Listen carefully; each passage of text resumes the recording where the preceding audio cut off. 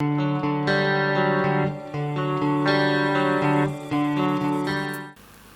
going to speak on three very significant developments and opportunities,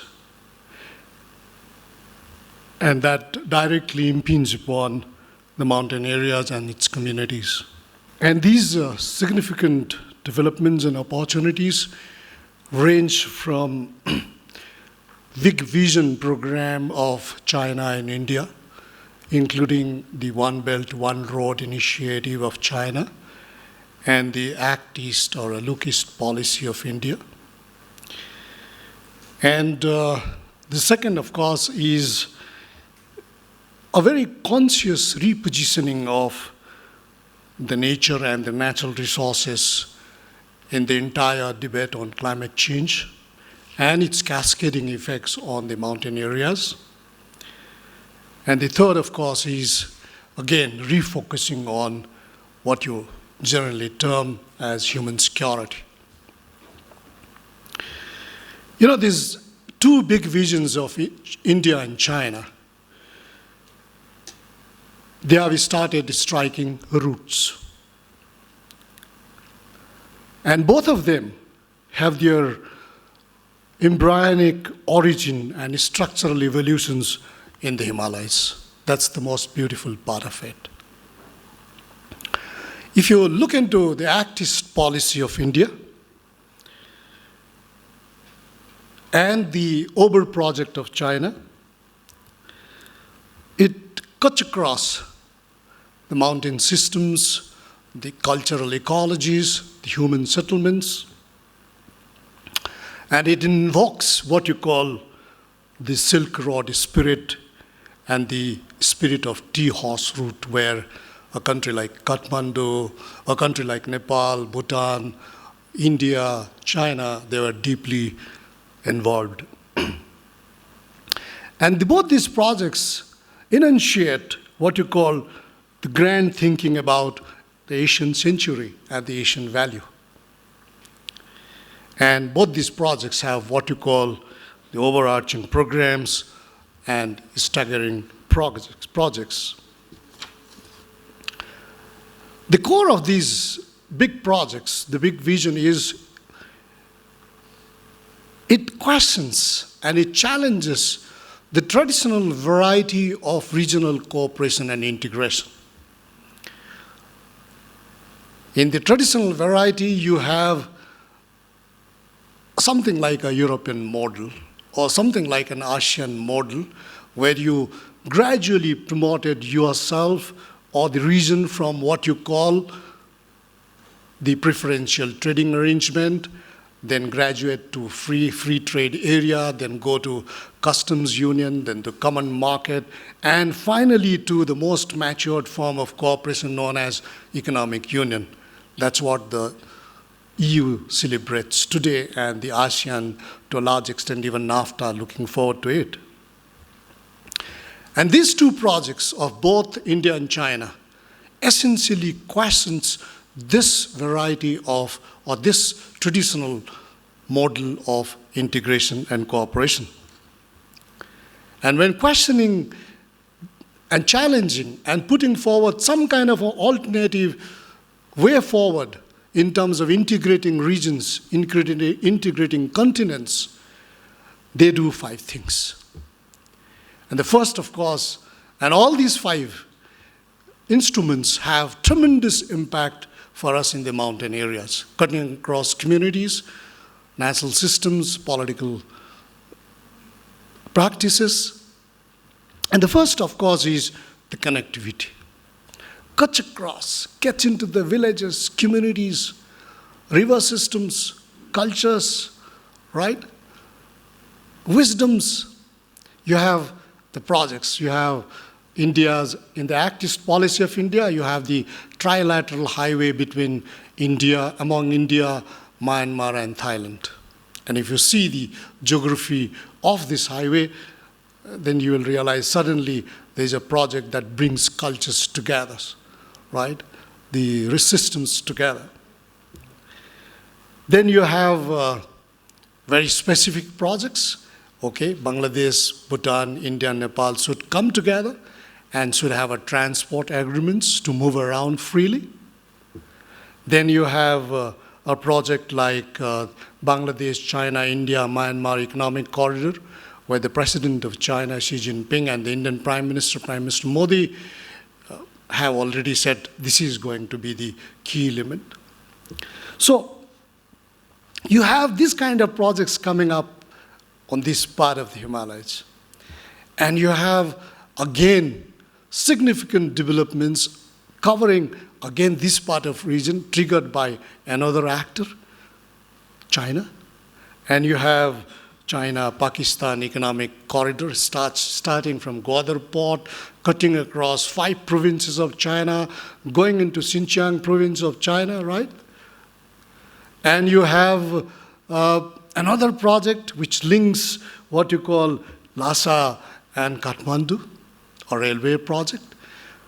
Strikingly similar projects that brings railway line of China to Nathula from Sigatse, from Lhasa to... So you have tremendous amount of connectivities. 10 years back, 15 years back, we could not even think of it. And in the core of these projects are again the entire mountain system, the Himalayan regions. So the mountain countries like India, right, Bhutan, Nepal, Myanmar have choices. And they have prolific opportunities and larger choices. They can, Bhutan, Nepal, Bangladesh can get into Southeast Asia and further to East Asia, right, using India's Act East policy. And again, Bhutan, Nepal, Bangladesh, Myanmar can go up to Central Asia, from there to Europe, using China's OBER projects. So you have a tremendous degree of, mobility for the first time, right, in terms of market, in terms of technology transfer, instead of knowledge sharing, in terms of what you call the trans-border linkages, cooperations on many, many issues, including in disasters and environmental management. The third element in this is both these countries use a new technique. A major change in their foreign policy instrument. And that is, they emphasize on the local partners. What Prime Minister Modi says, cooperative federalism, right? And what China does in terms of giving autonomy to deal with the neighboring countries, to Yunnan, to Shaanxi, provinces like Shaanxi, and you have, again, provinces like Fujian. So in all these, what they are doing is, yes, we give a critical importance, a lot of political maneuverings in terms of dealing with your neighboring countries to the provinces within our federal structure. Again, you could not imagine this kind of situation 20 years back, 15 years back.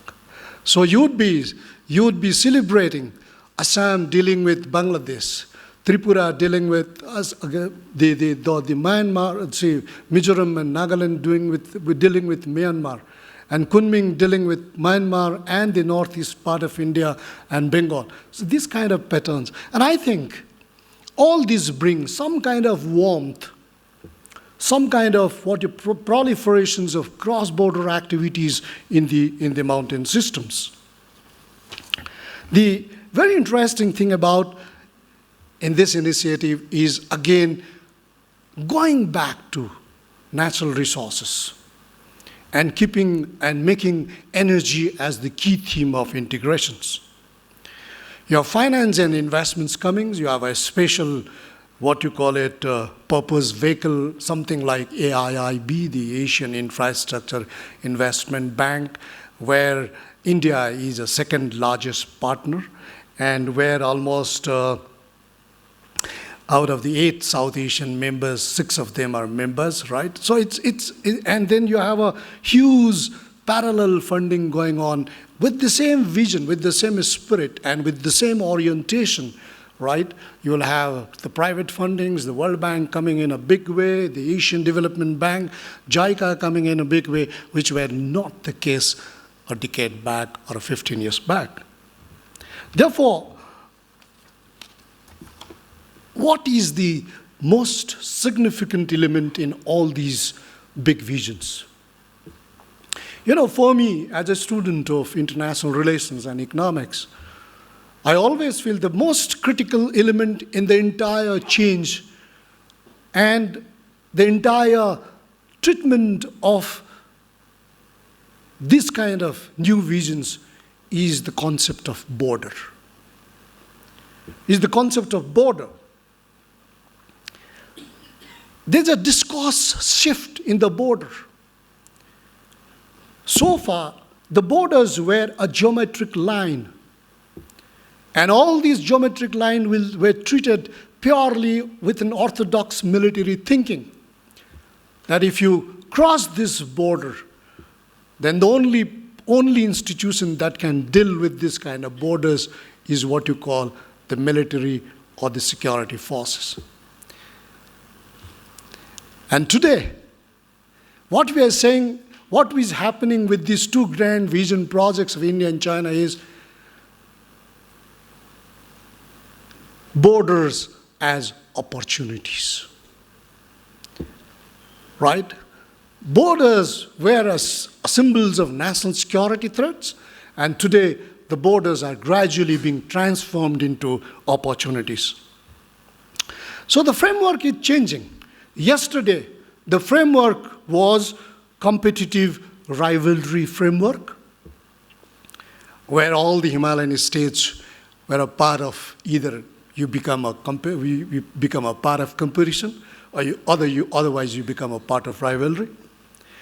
And from that framework, we are gradually moving to what you call the cooperative integrative framework. And this is where we have a space for the mountain people to celebrate. We would no longer be a part of what you call the competitive rivalry framework. And this is where an institution like Himalayan Consensus has to play a critical role in order to further consolidate this new discourse about borders and a border as a geometric line and a border as an opportunity. And we have started doing this. The most recent book of ours on India and China, Rethinking Borders and Security, it has been published by the Michigan University Press, and where we give 5 examples of how borders are becoming now opportunities, and how this, what you call the hegemonic discourse, is giving way to a discourse which is people-centric, community-centric, geography-centric, and future-centric. What we are saying is to re-recognize and relocate borders. And if this happens, it is likely to happen. If this happens, then the local geographies will participate, not what you call the national capitals. National capitals are pretty far away, right? For me, Delhi is pretty far. For the people in the peripheries, Beijing is pretty far, right? So the local geographies will participate. And the borderlands will be the theme of interactions. Natural resources and biodiversity acquire core importance. People-centric multiplicity of cooperation will take place. And as Lawrence and Madam Ambika Shrestha rightly mentioned, cultural and historical heritage will be rediscovered. And the most beautiful part is, of course, the political risks are likely to be localized and the national prejudices will be sidelined. This is going to be a very, very critical element. And I think all of us working in the academic institutions across India, across South Asia, Nepal, Bhutan, right, in China, this kind of renegotiations, right, in terms of looking at things from slightly different perspectives that are people-centric, community-centric, are taking place in a much more scientifically organized manner. The second important thing is, of course, is repositioning of nature and natural resources. And this is a key issue today. I see that we are going to have intensive sessions in course of next 2 days on this. But I would like to highlight just one or two elements on this. Because of the, what you call this, the COP arrangement, the Paris Agreement, again, most of the countries, particularly a country like China, India, we are rather inspired and to a certain extent forced to go to renewable energies, the green energies. And that brings forth two very significant things. One, to consider the natural resources, including water, from a new perspective. And secondly, to have what you call a new kind of alignment and arrangements. For example, we have now started talking about four border energy junctions for India, right?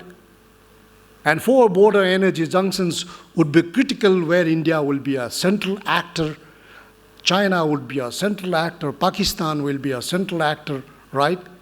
And these four border junctions are on the west, Iran, Pakistan, India, Afghanistan, right? On the north, you have India, China, and Nepal. On the east, you have Myanmar, Southeast Asia, and the eastern part of India. On the south, you have Sri Lanka, Maldives, and India. And if you really bring these four border junctions energy cooperations, it's going to change the entire matrix of what you call what you really call the strategic contents of the entire energy management. So there is a very strong possibility that China would require this, Pakistan would require this, India would require this, and in what way they can come together in this manner. So can we think of situations where there is a Trijunction here in Nepal, India, Nepal, and China would come together and do what you call the renewable projects and market them besides in India and China, somewhere in the west of India, somewhere in the east of India, and India would play a role of what you call the give-up facility of willing facility. So you have, and this is what is going to happen.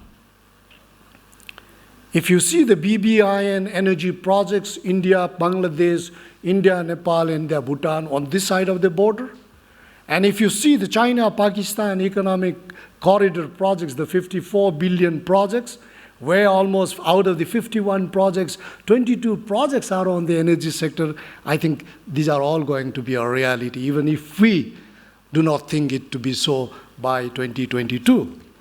Therefore, the question here is, what do we do in this case? You have a one-way flow of climate change literature, climate change discourse and debate coming to us. It's a kind of localization of globals. Like you have localized pizzas, you have localized Microsoft, we have the KFCs, the Apples. These are all localization of globals. But what we are looking forward to from the mountain perspective is to see the globalize the locals. We have something to share with the global community in terms of how we manage our agriculture heritage, in terms of how we have adapted with climate change, in terms of what kind of technologies, appropriate technologies we have. So please listen to us also. So it's a kind of a reverse flow of information, knowledge and technology from what you call the recipients of all these for decades together. Now we would like to do the reverse flow. And who could do it?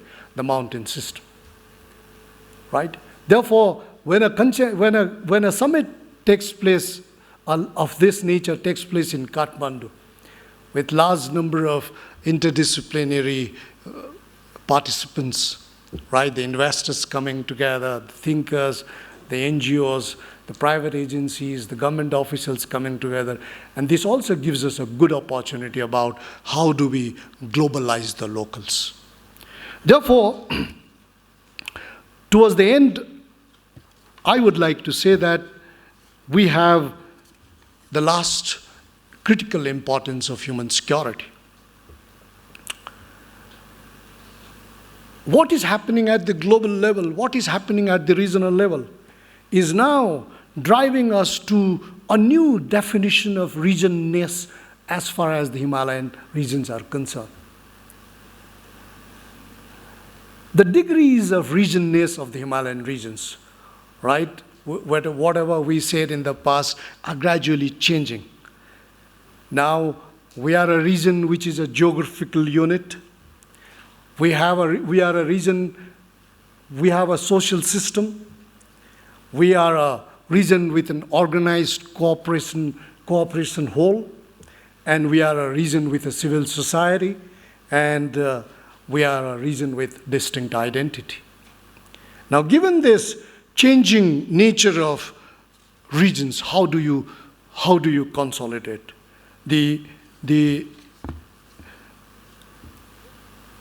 most serious problem today also we face is what you call the siphoning of the cream of development. Whatever we develop, the cream of development flows to the lowlands from the highlands. Let it be in Bhutan, let it be in Myanmar, let it be in Nepal, from India, right? It always flows down to the lowlands. How do you, and this is known as mountain capital flight. We are not able to retain our what we say, the cream of development here. How do we go about it? The four regions attributed to why it happens, why we always have to live with low-level development equilibrium or growth equilibrium, is because of 5 significant reasons. First, of course, is somebody imposed macroeconomic development model on all the Himalayan regions.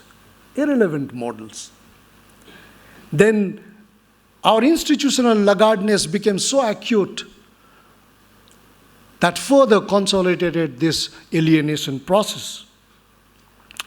Then we had a critical absence of a critical mass of indigenous innovators. Our youths are talented, they are very fast learning, they are adapted, they are rooted to their cultures, yet nobody ignited the fact that these youths could be turned into what you call serious critical mass of indigenous innovators. Right? So what is what? And the last, of course, is suddenly you have new development agents across the mountain systems who do not believe in heritage, who do not have access to history, and they demolish each and every things which are and convert them into commercial palaces. They don't really bother. That is happening. Look at tea industry in Darjeeling. Right? One by one, the livelihood heritage, the cultural heritage, the economic heritage are uprooted by a class of merchants in the name of developing Darjeeling tea industry. And 160 years old history, and the state remains a silent spectator in the entire game. Right? Who would really correct this? Therefore, an institution like Himalayan Consensus must bring together these ideas of innovations, unique and relevant to mountain areas. Could we then have a startup fund to foster and consolidate these ideas, right, basically triggered by an institution like Himalayan Consensus? And the last point I would like to say is, again, go back to a little bit of politics. The mountain regions continue to be a conflict-ridden region, whether you want it or not. When we were building Central University in Sikkim, we initiated a full-fledged school known as the School of Conflict, Peace and Human Security. And as the head of the institution, I was asked by the regulatory agencies about, why do you require such institution in a place like Sikkim? So what I did was, I did not do any explanation. I only said, okay, you please come and stand in a place like Guwahati, and you think of any conflict in the world except the nuclear war. And within 1,000 kilometers, you can find any conflict in the world in a place like Guwahati within a perimeter of 1,000 kilometers. You have a full-fledged war between India and China in 1962, 52 kilometers away. You have a full-fledged India-Pakistan war to liberate Bangladesh, to liberate East Pakistan and became Bangladesh, 100 kilometers down below. Naxalite movement, the Maoist movement, the river conflict, the insurgent, you name any kinds of conflicts, you will get within this. So why not we do this conflict in the theater, conflict study in the theaters of conflict? Why should our conflicts be studied somewhere in Delhi which has nothing to do with conflicts? Right? We said that you study conflicts within the theaters of conflicts, and that's how you develop a genuine scholarships. And that's what happened. Right? I read so much of literature on conflicts, violence. There are so many studies that measures the cost of conflict, right? The cost of conflict you will find in so many measures. You have the social instability, you have environmental dislocation, you have infrastructural destructions, to economic devastations, to so much of literature. But what this conflict literature really does not talk about the most serious implication of a conflict.